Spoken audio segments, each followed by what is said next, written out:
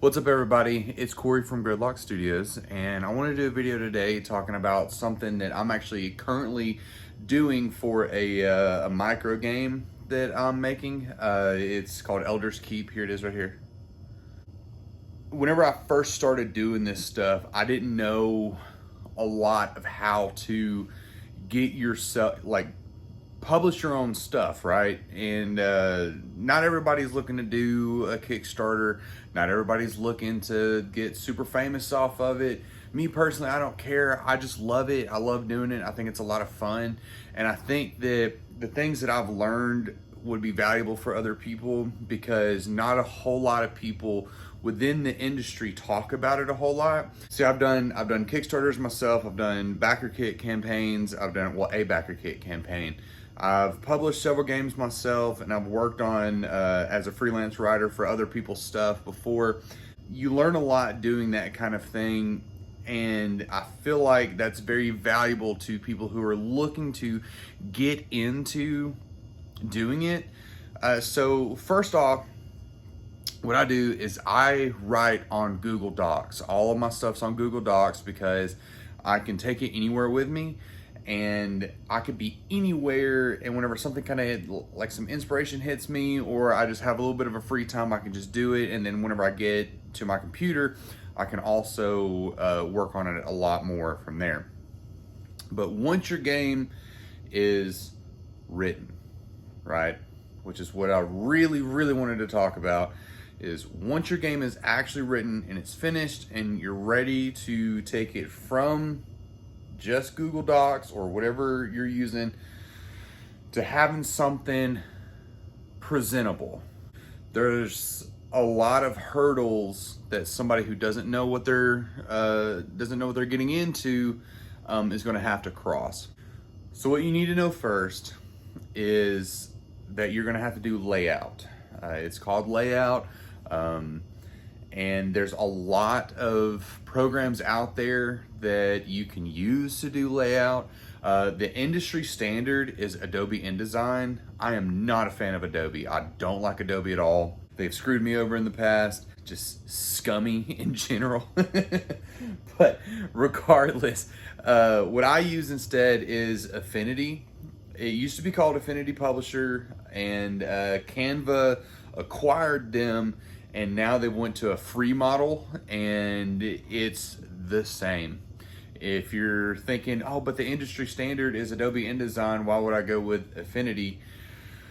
Well, they're the exact same. Well, not necessarily the exact same, but they're so close, it's negligible. And whenever you're doing this as a hobby or as a like a side hustle or something, you need to save money wherever you can. And if you can learn how to do layout yourself, trust me, it will save you a ton of money, right? I personally use Affinity. I love Affinity. I will, as long as they stay where they're at, I'll sing their praises until I die. That being said, once you get it laid out and whatnot, or you choose your program, you're going to need art. I also personally do my own art. I did not always do that. I have one on Instagram. You can go to Fiverr. You can go, I think maybe you can do it on DeviantArt, and maybe another place. There's a lot of places you can go to find artists if you're wanting to commission doing art. Now, here is a warning. Okay. Now that I do my own art, that's also a huge money sink that I no longer have to worry about, right? Artists are very expensive, right? But at the same time, they're worth it to an extent. To an extent. I'm not trying to ruffle any feathers or anything, but to an extent, they are worth it, because the way your game looks, if you're trying to sell it, is everything, right? We always say, don't judge a book by its cover. Everybody does. Everybody judges a book by its cover.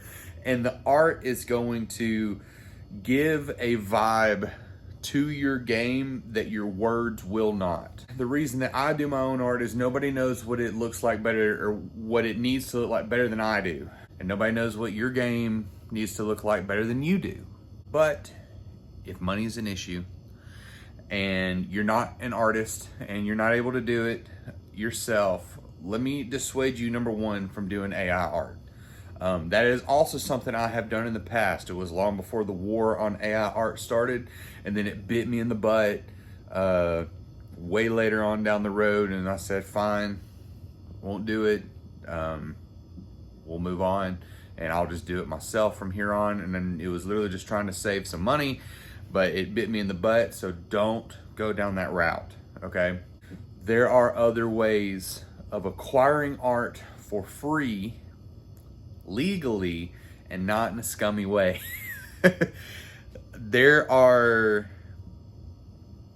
It's called stock art is what it's really called. I'm sure you've heard of it before. You can go to itch.io. They have a lot of stock art resources there.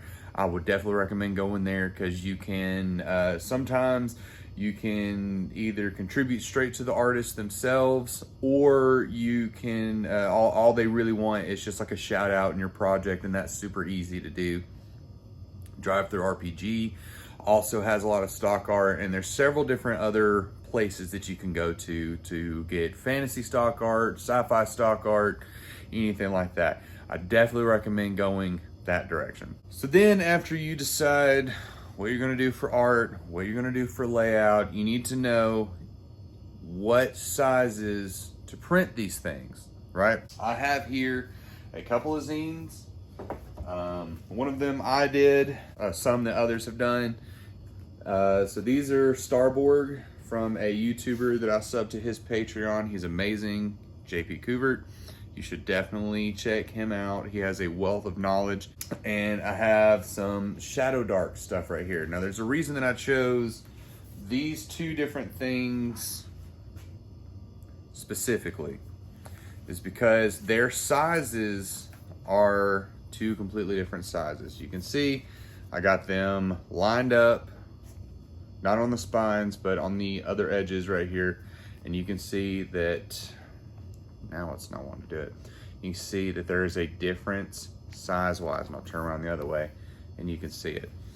So JP Kubert uses the same website that I use to print my stuff. It's called Mix'em. There's a lot of places that you can go to get your stuff printed. I prefer Mix'em. You can do print-on-demand stuff. Would I recommend it? It really depends on your situation. I wouldn't recommend it for somebody like myself, somebody who likes to go to conventions and sell them and whatnot. But Drive Through RPG does print-on-demand. Their quality is a little to be desired. That's from what I've heard from people that have done it. But as you can see, I use the same site. This is one of mine, Extinction. Go follow it on Kickstarter. We're going to Kickstarter next month. Actually, no, not next month. In February, it's a zombie survival tabletop role-playing game. The link's in the description. For these sizes right here, this is 8.5 by 5.5. 8.5 tall, 5.5 wide. That's in inches. That's in freedom units. If you are not from America, which Shadow Dark is American-based. I'm pretty sure Arcane Library is American-based. I can't remember if she's Canadian or not. I don't think so. That's besides the point. Shadow Dark, Shadow Dark does their stuff in what's known as A5.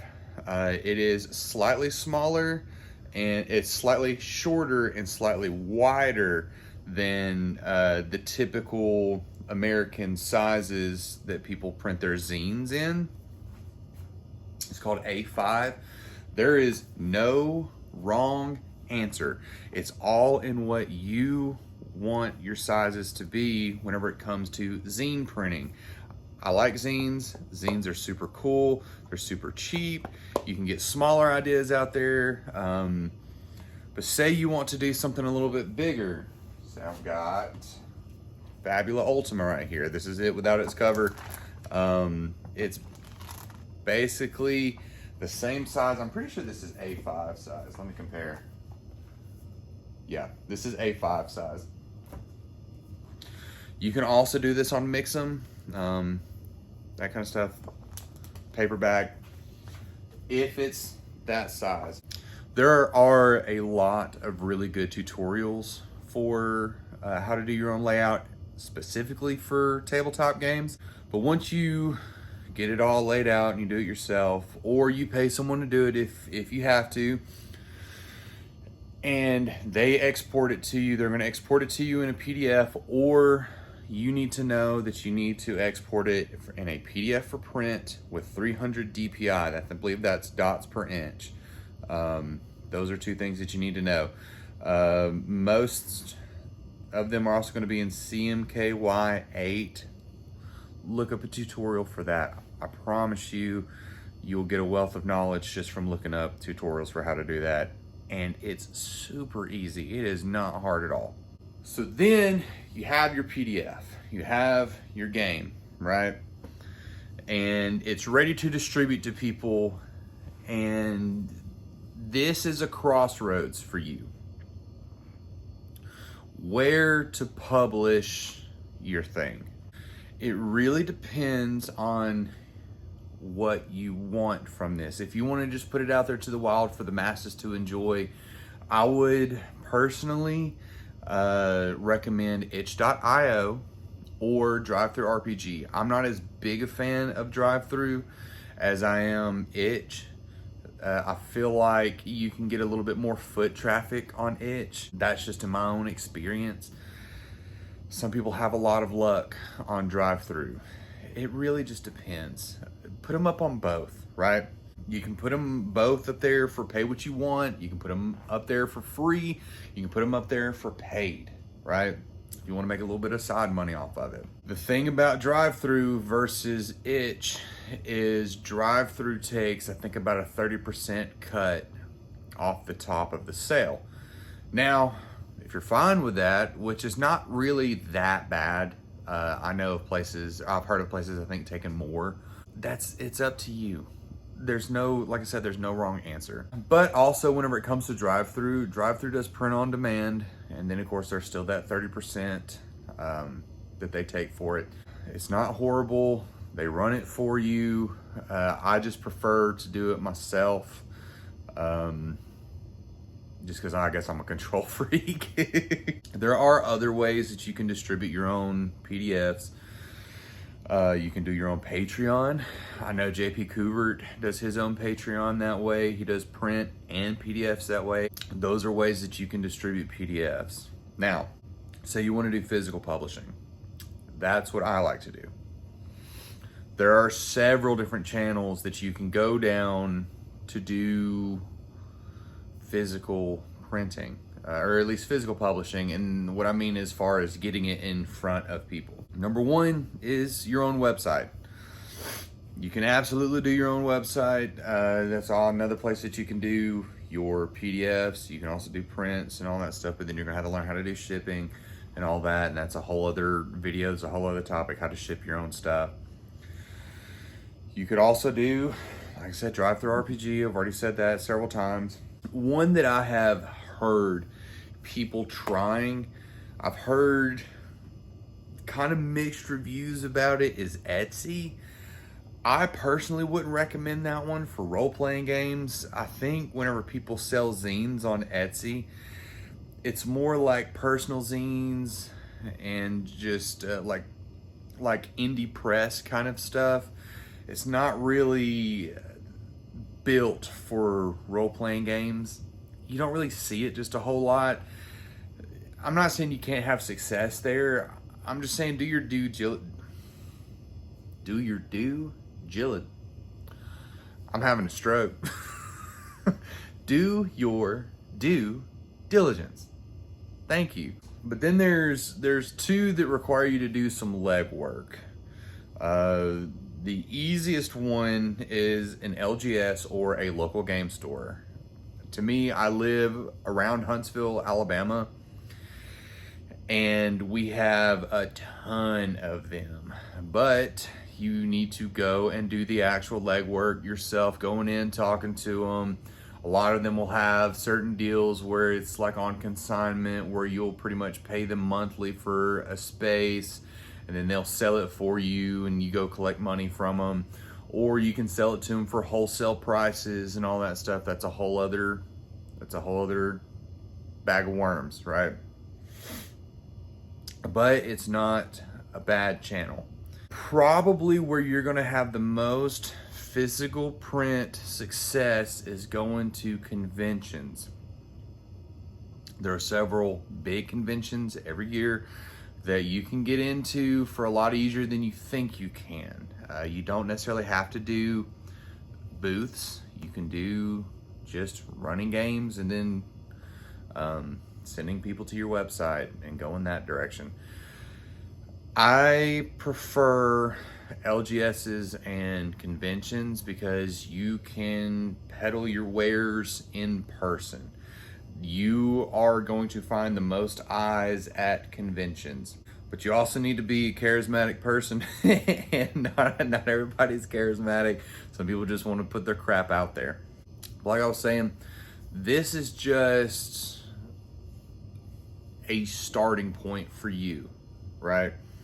If you're wanting to do this, I had to do all kinds of research, talk to all kinds of people to get this base wealth of knowledge, I guess you can say, just of how to get your stuff out there. And whenever you're looking at it, it can be very daunting. I promise you it's not. If you get just your first thing made, you will be sitting here thinking, oh, that really wasn't that bad. That really wasn't that bad at all. It's super easy. And the more you do it, the easier it'll get, the better you'll get at it. So this is me passing on what little bit I can to you to help you get your stuff made. And so I now challenge you to do it. Okay? That's the hard part. That's the true hard part, is to actually do it, right? It's not finding out how to, it's actually doing it. So yeah, that's all for today. Like I said, go follow Extinction. It goes live in February of 2026. I don't know whenever you're gonna be watching this video. Support your boy. Do the like, do the comment, do the subscribe, do the whole thing. I've got to say it or else people don't do it, even though I hate saying that garbage. And yeah, we'll see you in the next one. See ya.